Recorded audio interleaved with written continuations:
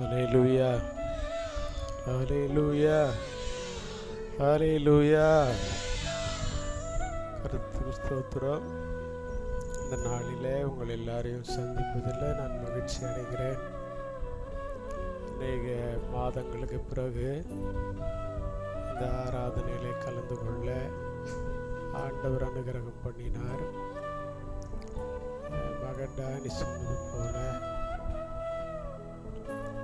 பிப்ரவரி மாதம் ஆரம்பத்திலிருந்து என்னுடைய சரீரத்தில் பல பலவீனங்கள், அந்த பலவீனத்தை நிமித்தம் பல மருத்துவமனைகளை கடந்து போய் மருத்துவர்களை சந்திக்க,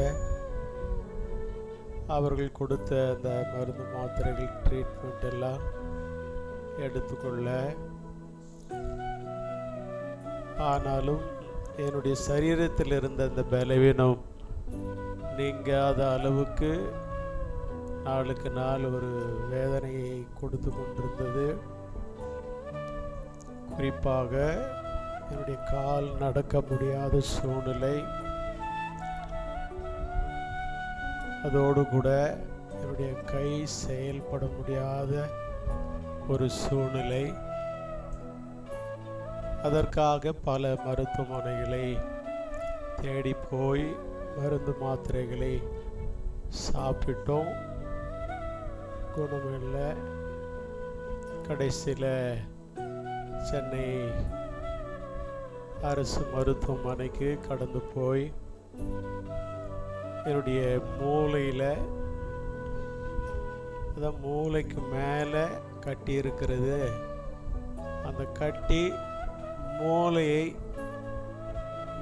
மூளைக்கு மூளையிலிருந்து வருகிற அந்த நரம்பை அழுத்தி கொண்டிருக்கிறதுனால உங்களுக்கு அந்த கை காலுக்கு வருகிற நரம்புக்கு பலன் இல்லை அப்படி என்று சொன்னார்கள்.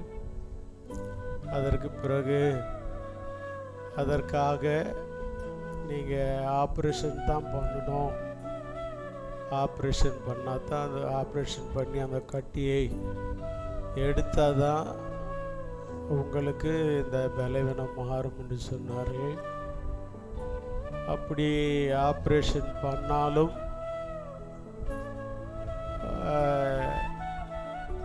நீங்கள் கோமா ஸ்டேஜுக்கு போவீங்க. அதாவது உயிர் மட்டும் இருக்கும், உணர்வு இருக்காது, கை கால் அசையாது, நீங்கள் எதையுமே செய்ய முடியாது, படுத்த படுக்கையில் தான் இருக்க வேண்டும் அப்படி என்று சொன்னார்கள். அதற்கு பிறகு இந்த ஆப்ரேஷன் பண்ணால் உங்களுக்கு பேச்சு வராது, பேச்சு நின்று போகும், சுத்தமாக உங்களால் பேச முடியாது என்று சொன்னார்கள். அதற்கு பிறகு மூன்றாவது ஒரு காரியத்தை சொன்னார்கள், உங்களால் நடக்கக்கூட முடியாது, நீங்கள் உங்களுடைய கை கால் எல்லாம் செயலிழந்து நீங்கள் மிகவும் கஷ்டப்படுவீர்கள் என்று சொன்னார்கள். நாங்கள் ப்ரைவேட் ஹாஸ்பிட்டல், சவிதா ஹாஸ்பிட்டல்லையும் அதே தான் சொன்னாங்க, சென்னை அரசு மருத்துவமனையிலையும் அதே தான் சொன்னாங்க. அந்த மூன்று காரியங்களில் ஏதாவது ஒன்று நடக்கும் என்று சொல்லி டேனி கிட்ட கையெழுத்து வாங்கினாங்க. இது மூன்றில் எது ஒன்றாலும் நடக்கும், அதற்கு நாங்கள் பொறுப்பல்ல, நாங்கள் எவ்வளோ முயற்சித்து அந்த மருத்துவத்தை நாங்கள் செய்கிறோம், ஆனால் அந்த மருத்துவம் செயலிட்டு போனால் நாங்கள் அதற்கு பொறுப்பல்ல என்று சொல்லி சவிதா ஹாஸ்பிட்டலில் சொன்னாங்க, இந்த கட்டியை நீங்கள் அப்படியே விட்டீங்கன்னா அது உயிருக்கே ஆபத்து என்று சொல்லி சொன்னார்கள். சரி என்று சொல்லி தான் நான் என் மகன்கிட்ட சொல்லி, கர்த்தர் நம்மோடு கூட இருக்கிறார், ஆகவே அந்த அறுவை சிகிச்சை நாம் செய்து கொள்ளலாம் என்று சொல்லி சொன்னேன். ஆகவே அதற்காக மருத்துவமனையில் அனுமதிக்கப்பட்டு சிகிச்சை பெற்று வந்தோம். ஆப்ரேஷன் பண்ணுவதற்கு முன்பாக 1 மாதம் வரைக்கும் எங்களை அந்த மருத்துவமனையில் அனுமதித்து அந்த 1 மாதத்துக்கு தேவையான மருத்துவ உதவிகளை அவர்கள் செய்தார்கள். 1 மாதத்துக்கு பிறகு தான் அவர்கள் ஆப்ரேஷன் பண்ணாங்க. அந்த ஆப்ரேஷன் ஆண்டுடைய கிருபையினாலே நல்லபடியாக நடந்து முடிந்தது. இந்த ஆப்ரேஷன் முடிந்த உடனே அவர்கள் அந்த கட்டியை வெளியே எடுத்து இது எந்த வகையான கட்டி என்று சொல்லி சோதிக்க வேண்டும் என்று சொன்னார்கள். அதை சோதித்து அவர்கள் சொன்னாங்க, இது வளர்கிற கட்டி, இது ஆப்ரேஷன் பண்ணி எடுத்தாலும் அதில் இருக்கிற கொஞ்சம் பிசிறு அது வளரும், நாளுக்கு நாள் வளரக்கூடியதாக இருக்கிறது.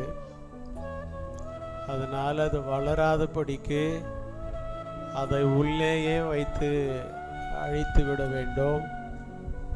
அது கிரியை செய்யாத அளவுக்கு அதற்கு ட்ரீட்மெண்ட் பண்ணணும்னு சொல்லி ரேடியோ தெரப்பி என்கிற ஒரு சிகிச்சை, அதாவது கதிர்வீச்சு, அந்த கதிர்வீச்சு சிகிச்சையை அவர்கள் செய்ய வேண்டும் என்று சொன்னார்கள். அதற்கு அவர்கள், நீங்கள் வீட்டுக்கு போயிட்டு ஒரு 15 நாள் கழித்து அந்த சிகிச்சைக்காக நீங்கள் மறுபடியும் வாங்கன்னு சொன்னாங்க. மறுபடியும் அந்த 15 நாளில் என்னுடைய சரீரமே உருமாறி போச்சு. ஏதோ ஒரு மாத்திரை எனக்கு ஒத்துக்காததுனால, அந்த மாத்திரை அலர்ஜி ஆனதுனால என்னுடைய சரீரம், முகமெல்லாம் வீங்கி சொறி, அன்பானவர்களே வேதனை, என் உருவமே மாறக்கூடிய அளவுக்கு என் சரீரம் மாறி போச்சு. அதனால் அது ரொம்ப தாங்க முடியாத சூழ்நிலையில் இருந்ததுனால மறுபடியும் அந்த மருத்துவமனைக்கு கடந்து போய் எனக்கு தெரிந்த ஒரு நண்பரிடத்தில், என்னுடைய சரீரம் இப்படி இருக்கிறதுனால தாங்க முடியல, தயவாய் நீங்கள் அந்த மருத்துவரை பார்த்து நீங்கள் இதற்கு ஏதாவது ஒரு உதவி செய்ய வேண்டும் என்று அவரிடத்தில் கேட்டுக்கொண்டேன். அவர் ரயில்வேல ஒரு பெரிய ஆஃபீஸர், மினிஸ்டருங்கெல்லாம் அவருக்கு தெரியும். ஆகவே அவர் ஒரு மினிஸ்டரை தொடர்பு கொண்டு, என்னுடைய நண்பருக்கு இப்படிப்பட்ட ஒரு சூழ்நிலை, அங்கே இருக்கிற இந்த ஹெச்ஓடி மேம், அந்த ரேடியோ தெரப்பி கொடுக்குற அந்த ஹெச்ஓடி மேம் கிட்ட பேசி இதற்கு ஏதாவது ஒரு ஏற்பாடு செய்யுங்கள் என்று அவர் சொல்லி, உடனே அவர்கள் அந்த கதிர்வீச்சு சிகிச்சை கொடுக்க என்னை அன்றைக்கே அனுமதித்து அட்மிட் பண்ணி அந்த வார்டுக்கு என்னை கொண்டு போனார்கள். அங்கேயும் பல டெஸ்ட் எல்லாம் பண்ணி 1 வாரம் கழித்து அந்த சிகிச்சையை ஆரம்பித்தார்கள். கிட்டத்தட்ட 30 நாள் அந்த சிகிச்சையை நீங்கள் எடுத்துக்கொள்ள வேண்டும், அப்போதான் உங்களுக்கு சுகமாகும் என்று சொன்னார்கள். ஆனால் அவர்கள் என்னுடைய சரீரத்தினுடைய வளர்ச்சியை கண்டு, பலத்தை கண்டு அவர்கள் அந்த சிகிச்சையை 15 நாளில் முடித்து கொள்ளலாம், உங்களுடைய சரீரம் அந்த சிகிச்சைக்கு ஏற்றதாக இருந்தது, அதனால் நாங்கள் கொஞ்சம் பவர் கூட்டி உங்களுக்கு சிகிச்சை கொடுத்துருக்குறோம். இனி எந்த பிரச்சனையும் இல்லை உங்களுக்கு. நீங்கள் டிஸ்சார்ஜ் ஆகி வீட்டுக்கு போகலாம் என்று சொல்லி சொன்னார்கள். ஒரு 28 நாள் கழித்து மறுபடியும் வாங்க, அந்த ஸ்கேன் எடுத்து பார்த்து அதனுடைய தன்மை எப்படி இருக்கிறது என்று நாம் பார்க்கலாம் என்று சொல்லியிருக்கிறார்கள். ஆகவே இந்த மாதம் 19ஆம் தேதி அந்த டெஸ்ட்டுக்காக போக இருக்கிறேன். தொடர்ந்து ஜெபித்து கொள்ளுங்கள். தினந்தோறும் ஜெபித்தீர்கள் என்று நான் விசுவாசிக்கிறேன். ஒவ்வொரு நாளும் என்னை விசாரித்தீர்கள். ஒவ்வொரு நாளும் கண்ணீரோடு கூட எனக்காக ஜெபித்தீர்கள். ஜெபித்த உங்களை கர்த்தர் ஆசீர்வதிப்பார். அதற்கேற்ற ஆசீர்வாதத்தை பல மடங்காய் கர்த்தர் உங்களுக்கு திரும்ப தருவார். அன்பான கர்த்தருடைய பிள்ளைகளே, உங்களுடைய ஜெபத்தினால தான் நான் ஜீவனோடு கூட இருக்கிறேன். எனக்கு மறுஜென்மத்தை மறுவாழ்வை கொடுத்த என் ஆண்டவருக்கு நான் நன்றி உள்ளவனாக இருப்பேன். நான் அவருக்காக இன்னும் எதையெல்லாம் செய்யணுமோ அதையெல்லாம் செய்வதற்கு என்னை அர்ப்பணித்திருக்கிறேன். என்னோடு கூட நீங்கள் ஒத்துழைத்து இந்த ஊழியத்தை தாங்குங்கள். இந்த ஊழியத்தை செய்வதற்கு எல்லாரும் முன்வாங்க.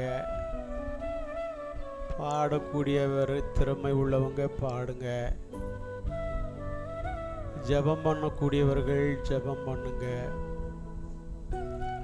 சுவிசேஷத்தை அறிவிக்கக்கூடியவர்கள் சுவிசேஷத்தை அறிவியுங்கள். அது மாத்திரமல்ல, கர்த்தருக்காக எதையாவது ஒன்று செய்து அவர் நாமத்தை மகிமைப்படுத்த விரும்புகிற கர்த்தருடைய பிள்ளைகள் அதை செய்யுங்க. நான் மறுபடியும் சொல்லுகிறேன், உங்களுடைய ஊக்கமான ஜெபந்தான் என்னை உயிரோடு கூட கொண்டு வந்திருக்கிறது. அநேகர் என்னிடத்தில் சொன்னாங்க,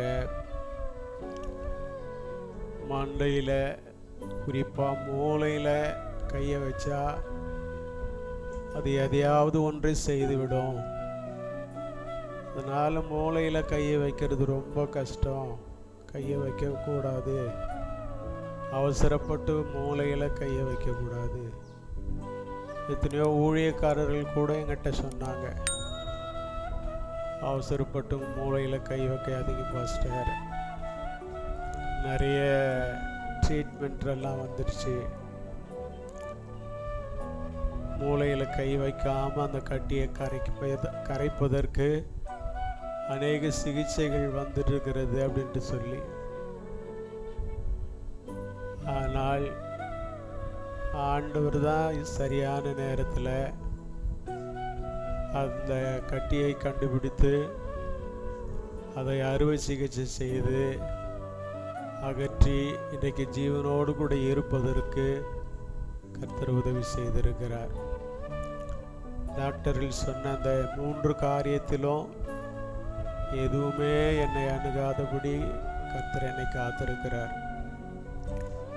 கோமா ஸ்டேஜுக்கு போகாத அளவுக்கு, கை கால் விழுந்து போகிற அளவுக்கு, அன்பானவர்களே பேச்சு நின்று போகிற அளவுக்கு எதையுமே கர்த்தர் எனக்கு செய்யவில்லை. அவருடைய கரம் என்னோடு கூட இருந்தது. அநேக பரிசுத்தவான்கள் எனக்காக ஜெபித்தார்கள். அநேகர் தொலைபேசி மூலமாக ஜெபித்தார்கள். ஜெபித்த அத்தனை பேருக்கும் நான் நன்றி சொல்லுகிறேன் இந்த வேளையில். ஆனால் என்னால் நன்மை பெற்ற அதிகமாய் அப்படி ஊழியங்களில் உதவி செய்த என்னால் உதவி பெற்றுக்கொண்ட ஒருவரும் நன்றி உள்ளவர்களாக இல்லை. அதிலிருந்து நான் தெரிஞ்சுக்கினேன், என் சபை மக்கள் மட்டும்தான் எனக்கு சொந்தம். மாத்திரமல்ல, அவர்கள்தான் என்னை கடைசி வரைக்கும் எனக்காக ஜெபிக்கிறவங்க, என்னை தாங்குகிறவர்கள் என்று நான் என்னுடைய பலவீனத்தில் நான் புரிந்து கொண்டேன். அது மாத்திரமல்ல, உங்களால் முடிந்த காணிக்கை கொடுத்து என்னை தாங்கினீர்கள். கஷ்டப்படுகிற நீங்கள் கொடுத்த அந்த காணிக்கைகள் எனக்கு மிகவும் பிரயோஜனமாக இருந்தது. உங்கள் கஷ்டத்திலும் எனக்கு நன்மை செய்தீர்கள். அதற்கேற்ற பலனை கர்த்தர் உங்களுக்கு திரும்ப கொடுப்பார். தேவநாமத்துக்கு மகிமை உண்டாகட்டும். என் குடும்பத்தார் எனக்காக அதிகமாய் உதவி செய்தார்கள். குறிப்பாக என்னுடைய மகன், நான் என்றைக்கு நடக்க முடியாதவனாய் மருத்துவமனைக்கு கடந்து போனேனோ அந்த நாளிலிருந்து எனக்கு ஒரு தகப்பனாய்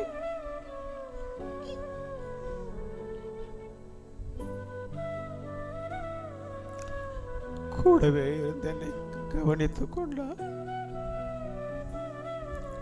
ஒரு நிமிஷம் கூட என்னை விட்டு விடவில்லை. இந்த மருத்துவமனையே ஆச்சரியப்படுகிற அளவுக்கு, எல்லாரும் பாராட்டுகிற அளவுக்கு என்னை கவனித்துக் கொண்டான். பெத்தா இப்படிப்பட்ட ஒரு பிள்ளையை பெக்கணும் அப்படி என்று சொல்லக்கூடிய அளவுக்கு எனக்கு அந்த மருத்துவமனையிலே உதவியாக இருந்தான். என் மகள் அவங்க தாய் மாமா வீட்டில் தன்னுடைய கணவனை விட்டு இங்கே வந்து தங்கியிருந்து தினந்தோறும் எனக்கு அவங்க தாயாரோடு கூட சேர்ந்து நல்ல ஆகாரத்தை சமைத்து கொண்டு வரும். மகள் மட்டும் அந்த ட்ரெயினில் இந்த ஆகாரத்தை சுமந்து கொண்டு வரும். வீட்டில் இருந்த அந்த ஆகாரத்தை சமைத்து கொடுத்த பாஸ்டர் அம்மாவுக்கு அம்மா,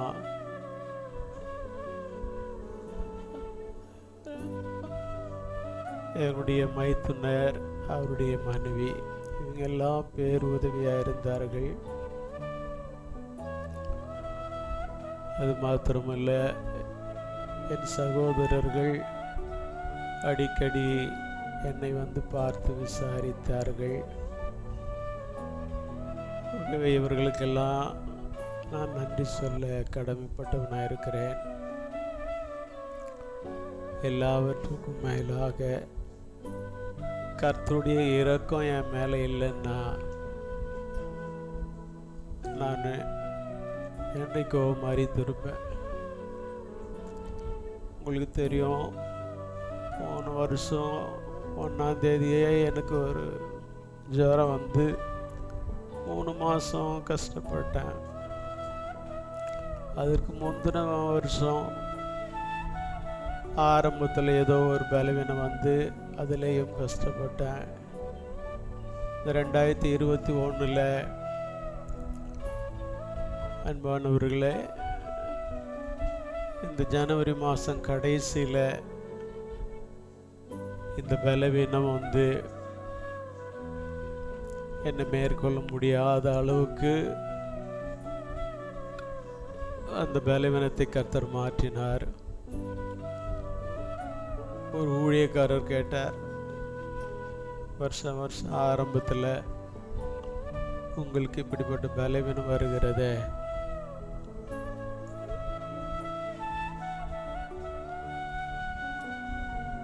யாராவது உங்களுக்கு விரோதமாய் எழும்புகிறவர்கள் இருக்கிறார்களா?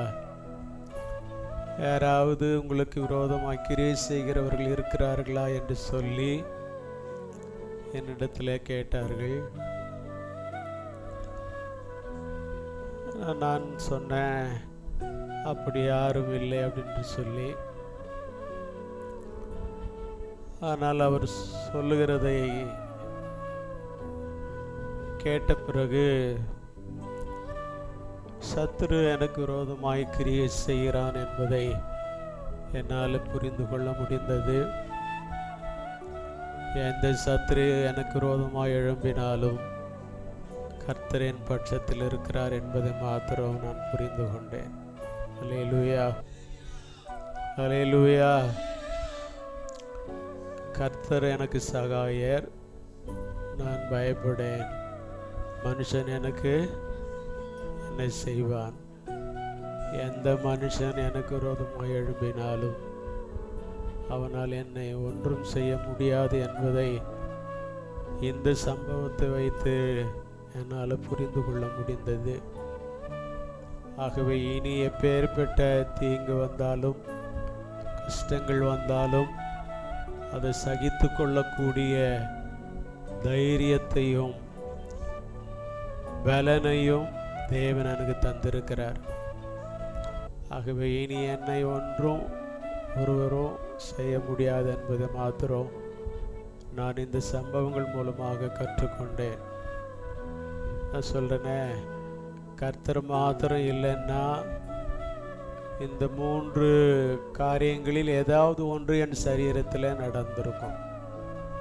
ஆனால் கர்த்தர் என்னோடு கூட இருந்ததுனால அவர் எனக்கு ஜெயத்தை கட்டளையிட்டார். அல்லேலூயா, அல்லேலூயா. என்னோடு கூட உங்களோடு கூட இருக்கிற தேவாதி தேவன் அவர் பெரியவர், அவர் சர்வ வல்லமை உள்ளவர். அவருக்கே மகிமை உண்டாவதாக. ஒரு நிமிஷம் நாம் கண்களை மூடி நாம் ஜெபிப்போம். ஜெபித்து விட்டு இந்த மாதத்தினுடைய வாக்குத்தத்தத்தை 2 வசனத்தை சொல்லி உங்களுக்காக நான் ஜெபிக்க விரும்புகிறேன்.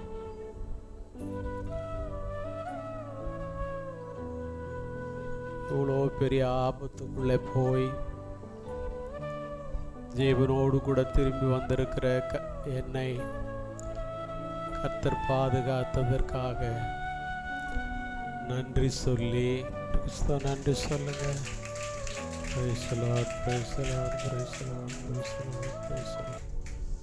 ஸ்தோத்திரம். உட்காருங்க. ஒரு 3 வசனத்தை வாசித்து நாம் ஜெபிக்கலாம். இந்த 7ஆம் மாதத்துக்கு கர்த்தர் எனக்கு ஒரு வாக்குத்தத்தத்தை தந்தார். இந்த நாட்களில் 2:45 3 மணி 3 மணி எப்போ எனக்கு விழிப்பு வருகிறதோ அப்போ எழுந்து ஜெபிக்கிறேன். ஆகவே ஆண்டவர் இந்த மாதத்தில் அந்த கடைசி மாதம், அதாவது போன மாதம் கடைசி ஒரு 2-3 நாளுக்கு முன்னால் இன்னொரு 7ஆவது மாதம் வரப்போகிறது. இந்த 7ஆவது மாதத்துக்கு ஒரு ஜனத்திற்கு நான் என்ன வாக்குத்தத்தத்தை சொல்லணும்னு சொல்லும்போது ஒரு 3 மணிக்கு நான் ஜெபித்து கொண்டிருந்தேன். ஜெபிச்சுட்டு படுத்தேன். ஒரே ஒரு வார்த்தை தான் வந்தது. திடீரென்று அவர் உன் அப்பத்தையும் தண்ணீரையும் ஆசீர்வதிப்பார். ஒரு 3 மணிக்கு ஆண்டவர் அந்த வார்த்தையை அப்படியே தெளிவாக என் கூட பேசுகிறார். அவர் உன் அப்பத்தையும் தண்ணீரையும் ஆசீர்வதிப்பார். பார்த்தீங்களா வாட்ஸ்அப்பில் அந்த வார்த்தையை?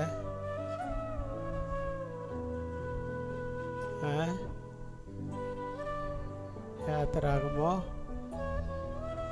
23 இன்னொரு முறை படிங்க.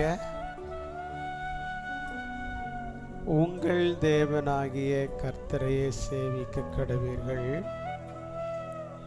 அவர் உன் அப்பத்தையும் தண்ணீரையும் ஆசீர்வதிப்பார்.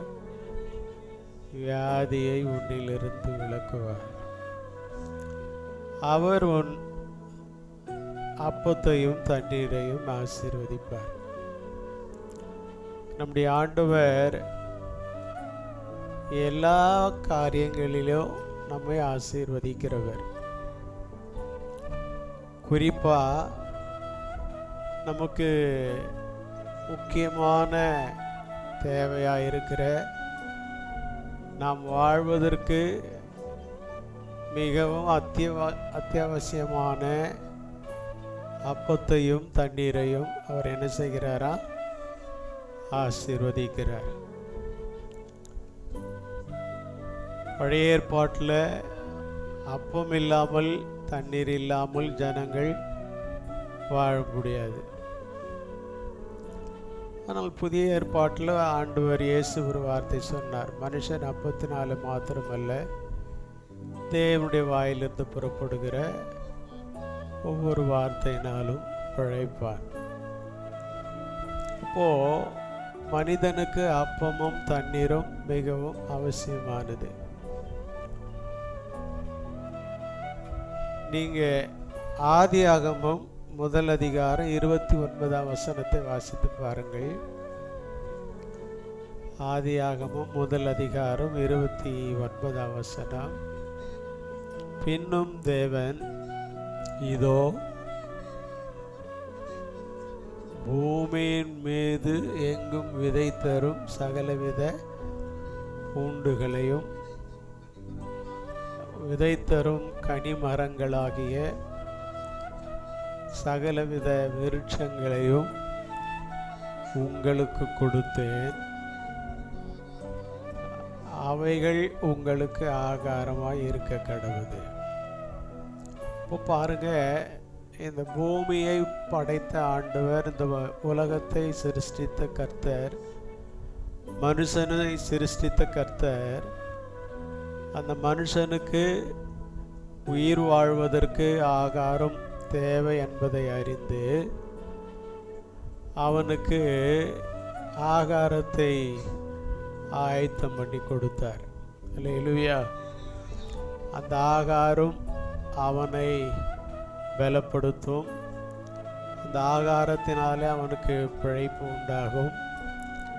அந்த ஆகாரத்தினாலே அவனுடைய ஆயுசு நாள் பெருகும். அந்த ஆகாரத்தினாலே அவன் பலத்தின் மேல் பலன் அடைந்து கர்த்தருக்கு சாட்சியாய் வாழ்வான் என்பதை ஆண்டவரே ஏற்கனவே அறிந்திருந்தார். ஆகவே மனிதனை சிருஷ்டித்த கர்த்தர் அவர் வாழ்வதற்கு தேவையான அத்தியாவசியமான ஆகாரமும் தண்ணீரும் அல்லது அப்பமும் தண்ணீரும் அவனுக்கு அவசியம் என்பதை ஆண்டவர் அறிந்து ஆண்டவர் அதை அவனுக்கு ஆயத்தப்படுத்தி கொடுத்தார். இன்னைக்கு நீங்களும் நானும் வாழ்வதற்கு தேவையான சகல நன்மைகளையும் நமக்கு ஏற்படுத்தி கொடுக்க கர்த்தர் வல்லவராயிருக்கிறார். இந்த உலகத்திலே நாம் வாழ்வதற்கு தேவையான சகல நன்மைகளையும் நமக்கு கொடுக்கிற தெய்வம் ஆண்டவராகிய இயேசு. ஹல்லேலூயா, ஹல்லேலூயா. அப்படியானால் நாம் புரிந்து கொள்ள வேண்டிய ஒரு சத்தியம், நம்மை வாழ வைப்பதற்கு எதையெல்லாம் செய்யணுமோ அதையெல்லாம் அவர் செய்ய அவர் வல்லவராக இருக்கிறார். ஹல்லேலூயா. அடுத்து ஒரு வசனத்தை வாசியுங்கள். யாத்திராகமம் 16வது அதிகாரம் 4வது வசனத்தை படியுங்கள்.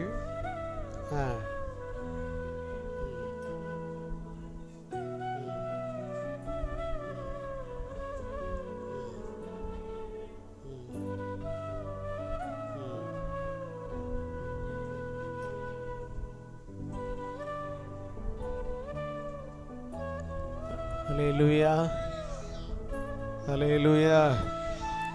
இஸ்ரவேலர்களை 430 வருஷம் அடிமைகளாக இருந்த அவர்களை அந்த அடிமைத்தனத்திலிருந்து வெளியே கொண்டு வந்தார் என்று நமக்கு தெரியும்.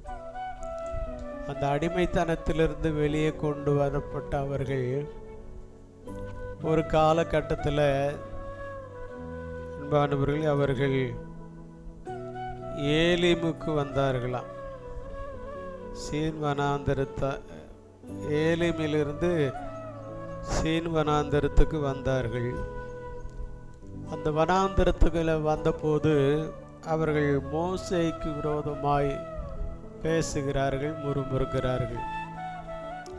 என்ன பேசுகிறாங்க, என்ன முறுமுறுக்கிறாங்கன்னா, நாங்கள் அந்த எகிப்தில் அடிமையாக இருந்தாலும் அந்த இறைச்சி வேகிற அந்த பாத்திரத்துக்கு முன்னால் நாங்கள் எல்லாரும் சுற்றி உட்காந்துக்கின்னு அந்த இறைச்சியை என்ன பண்ணுவோம், நாங்கள் சாப்பிட்டோம்.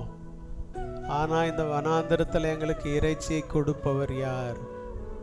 இந்த வனாந்தரத்தில் எங்களை சாகடிக்கவா கொண்டு வந்தீர் அப்படின்னு மோசேக்கு விரோதமாக முறுமுறுக்கிறார்கள்.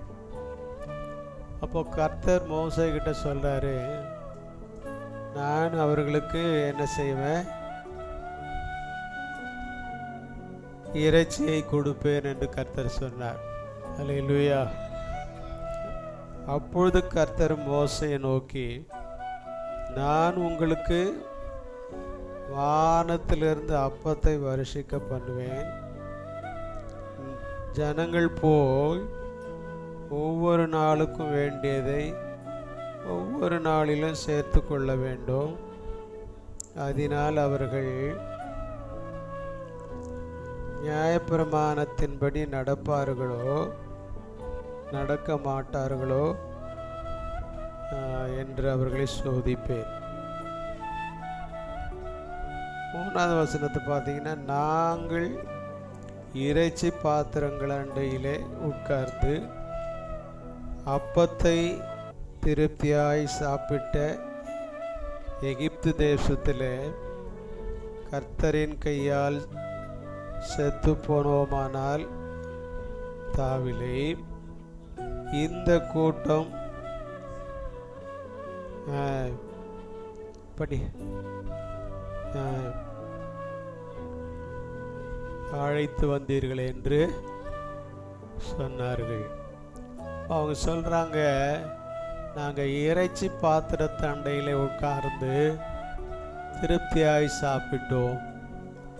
ஆனால் இந்த வனாந்தரத்தில் நாங்கள் சாகக்கூடிய சூழ்நிலைக்கு நாங்கள் தள்ளப்பட்டிருக்கிறோம். அப்போ தான் கர்த்தர் சொல்கிறாரு, நான் உங்களுக்கு வானத்திலிருந்து அப்பத்தை வருஷிக்க பண்ணுவேன். நீங்கள் அதை சேர்த்து கொண்டு அதை நீங்கள் சாப்பிட்டு உங்கள் தேவனாகிய கர்த்தருடைய நாமத்தை மகிமைப்படுத்துங்கள். அல்லேலூயா. இப்போ பாருங்க, சாதாரண மனிதனுக்கு வானத்தில் தூதர்கள் சாப்பிடுகிற அந்த சாப்பாட்டை அப்பத்தை நான் கொடுப்பேன் என்று கர்த்தர் வாக்கு பண்ணினார். அல்லேலூயா. அப்போ ஆண்டவர் மனுஷனானாலும் தூதர்களானாலும் அவர்களுக்கு தேவையான அப்பத்தை கொடுத்து அவர்களை போஷிக்க கர்த்தர் வல்லமை உள்ளவராக இருக்கிறார். இந்த நாட்களில் இந்த 7வது மாதத்தில் உங்கள் ஒவ்வொருவருக்கும் வேண்டிய அப்பத்தையும் தண்ணீரையும் உங்களுக்கு கொடுத்து உங்கள் குடும்பத்தை ஆண்டவர் அற்புதமாய் போஷித்து நடத்துவார் என்பதில் சந்தேகமில்லை. விசுவாசிங்க, இந்த வார்த்தையை சொல்லி ஜெபிங்க. என் அப்பத்தையும் தண்ணீரையும் ஆசீர்வதிப்பேன் என்று சொன்னீரே, எங்கள் குடும்பத்தினுடைய அப்பத்தையும் தண்ணீரையும் ஆசீர்வதியும் என்று சொல்லி கர்த்தருக்கு நன்றி சொல்லி ஆண்டவர் கொடுக்கிற அப்பத்துக்காக தண்ணீருக்காக நீங்கள் நன்றி சொன்னீங்கன்னா ஒரு நாளும் குறைவில்லாமல் உங்களை வாழ வைப்பதற்கு தேவன் வல்லமை உள்ளவராக இருக்கிறார். அல்லேலூயா. முழங்கால் படிடுங்க, ஜெபம் பண்ணலாம். ஸ்தோத்திரம் ஆண்டவரே, நன்றி சொல்லுகிறோம். இந்த நாளிலே இப்படி சமூகத்தில் எங்களை கொண்டு வந்தீரே, நன்றி. எத்தனையோ பேருக்கு கிடைக்காத பாக்கியம் எங்களுக்கு கிடைத்திருக்கிறது. எங்கள் தேவாதி தேவனுடைய பாதத்தில், எங்கள் ராஜாவின் பாதத்தில் நாங்கள் வந்து அமர்ந்து உம்மை ஆராதிப்பதற்கு, உம்மை பாடுவதற்கு தேவன் எங்களுக்கு அனுகிரகம் பண்ணினீர். அதற்காக ஸ்தோத்திரம். தகப்பனே, உமக்கு நன்றி சொல்லுகிறப்பா. நீ நல்லவரும் நன்மை செய்கிறவருமாயிருக்கிறீர் கர்த்தாவே. இயேசு ராஜா, உமக்கு ஸ்தோத்திரம். ஆண்டவரே, ஜீவனுள்ள சாட்சியாய் அடிமை கொண்டு வந்ததற்காக நன்றி சொல்லுகிறப்பா. இவ்வளோ பெரிய அற்புதத்தை நீர் செய்திருக்கிறீரே, நன்றி ஆண்டவரே. டாக்டர்கள் சொன்னதை காட்டிலும் பெரிய காரியத்தை நீர் செய்திருக்கிறீர், நன்றி அப்பா. ஆண்டவரே, டாக்டர்களுடைய வார்த்தையை முறியடித்து ஆண்டவரே எனக்கு ஒரு ஜெயத்தை கட்டளையிட்ட தேவாதி தேவனுக்கு நன்றி சொல்லுகிறேன். உங்களுடைய நாமம் தொடர்ந்து மகிமைப்படட்டும் ஐயா. எனக்கு ஜீவனை தந்தவர் நீர் ஆண்டவரே. எனக்கு மறுபடியும் ஆண்டவரே உயிர் கொடுத்தவர் நீர் ஆண்டவரே. கர்த்தாவே, ஸ்தோத்திரம் ஆண்டவரே. இவ்வளவு ஆண்டவரே கிரிட்டிக்கலான ஒரு ஆப்ரேஷனை பண்ணி ஆண்டவரே அதில் என்னை எழுந்து நடமாட வைத்திருக்கிறீரே, உமக்கு நன்றி சொல்லுகிறேன். என்னை பேச வைத்திருக்கிறீர், நன்றி சொல்லுகிறேன். உடைய வார்த்தைகளை பிரசங்கிக்க வைத்திருக்கிறீர், நன்றி சொல்லுகிறேன். இது நீர் கொடுத்த ஆண்டவரே ஜீவன் கர்த்தாவே. இது நீர் கொடுத்த உயிர் ஆண்டவரே. எனக்கு மறு ஜென்மத்தை நீர் தந்திருக்கிறீர், அதற்காக ஸ்தோத்திரம். தகப்பனே, உமக்கு நன்றி சொல்லுகிறப்பா. ஆண்டவரே, இந்த நாள் வரைக்கும் எங்களை நடத்தின தெய்வம் தொடர்ந்து நடத்துங்கப்பா. ஆண்டவரே, சபையாருக்காக ஸ்தோத்திரப்பா. எத்தனை நாள் கண்ணீரோடு குடும்ப பிள்ளைகள் எனக்காக ஜெபித்திருப்பார்கள்.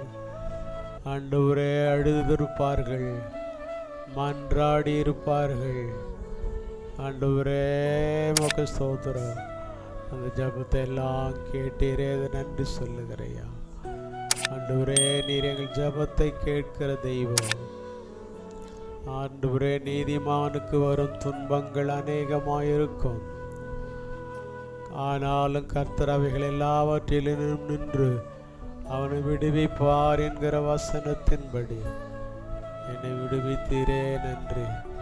எனக்கு விரோதமாய் எழும்பின சத்துருவை நீர் வெட்கப்படுத்தினீர், நன்றி ஆண்டவரே.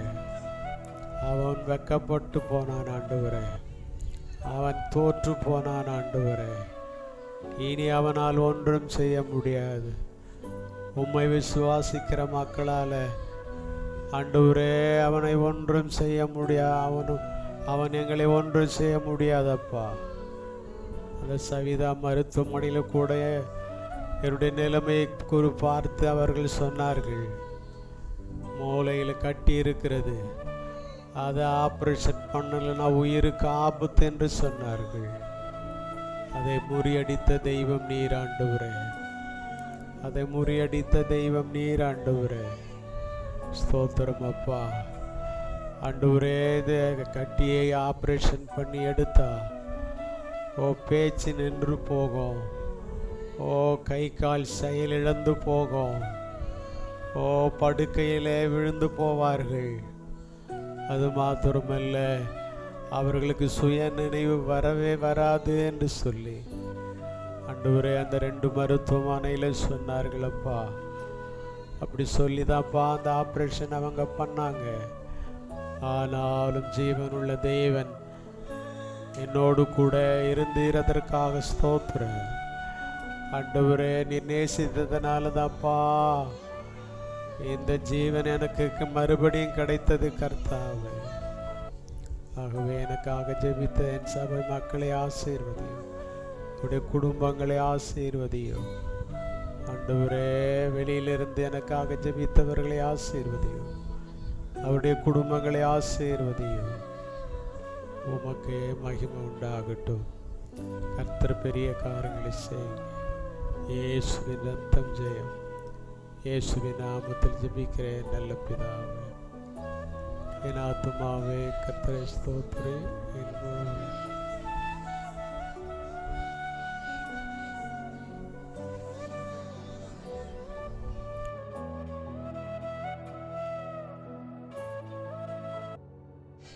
நம்முடைய கர்த்தராகிய இயேசு கிறிஸ்துவுடைய கிருபையும் பிதாவாகிய தேவனுடைய அன்பும் பரிசுத்த ஆவியானவருடைய அன்பின் ஐக்கியமும் பாதுகாப்பும் பராமரிப்பும் இன்றைக்கும் என்றைக்கும் இயேசுவின் வருகை வரைக்கும் உங்களோடு கூட என்னோடு கூட இருப்பதாக.